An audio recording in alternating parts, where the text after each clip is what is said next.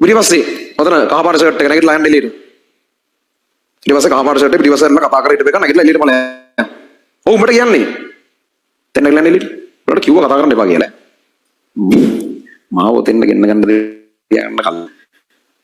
අර ඒ පැත්ත බලපු ලා කහ පාට වගේ කොටු කොටු වගේ තියෙන ෂර්ට් එකක් අඳගෙන ඉන්න ළමයා දැන් පිටිපස්සෙල්ලා කතා කරලා හිටපුවා. ආට කතා කරලා කියන්නේ මේ පිටිපස්සෙල්ලා කතා කරලා හිටියේ මම ඒක දැක්කා දැන් නැගිටලා එළියට යනවා.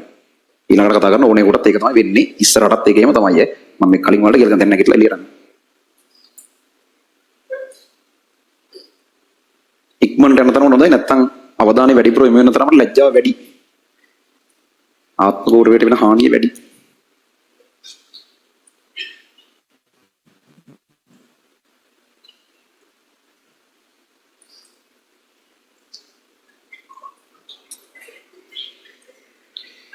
ඉක්මන ලැස්තිලා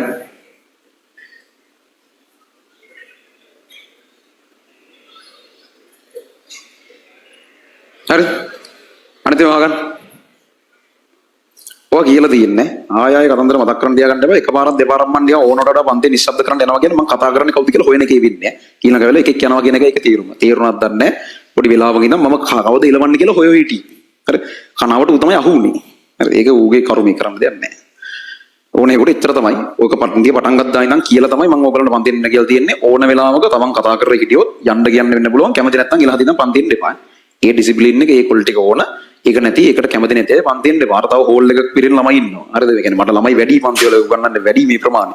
ඒ හින්දා මේ මට කිසිම ප්‍රශ්නයක් නැහැ. පන්තියෙන් අර හෝල් එකක් කලිව්වොත් තව පන්ති වල ළමයි ඉන්නවා. උතන ඔන්ලයින් ඉන්න ඕනතර ළමයි පන්ති වල ඉන්න නැති හින්දා ඔන්ලයින් පන්තිය. ඒ නිසා මට පන්ති වල ළමයි සම්බන්ධව කිසිම ප්‍රශ්නයක් නැහැ. මට වැඩි පන්ති වල ළමයි.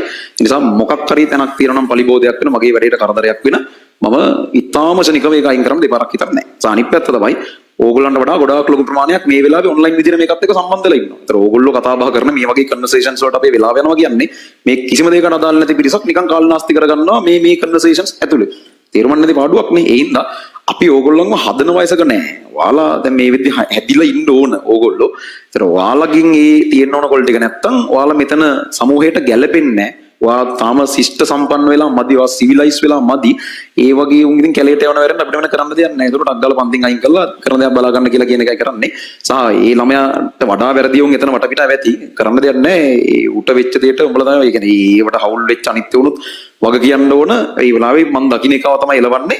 ඒ වගේ දේවල් වලට කැමති නැත්නම් එහෙම පන්ති අපි කොහොමද එලවන්නේ අපි සල්ලි ගෙවලා ඇවිල්ලා තියෙන්නේ. ඒව මට අදාළ මම එලවනවා. හරිද? මේ ප්‍රශ්නයක් තියෙනවා නම් එන්න එපා. මොකද කියන්නේ ඔයා දැන් හරි ෆිල්ම් එකක් බලන්න ගියා කියනකො මං සල්ලි ගෙවලා ෆිල්ම් බලුවා කියලා ඔයාට ෆිල්ම් එකේ හෝල් එකේ පුටු උඩ හිටගෙන කෑ ගහ ගහ එහෙම දකලන්න බෑනේ.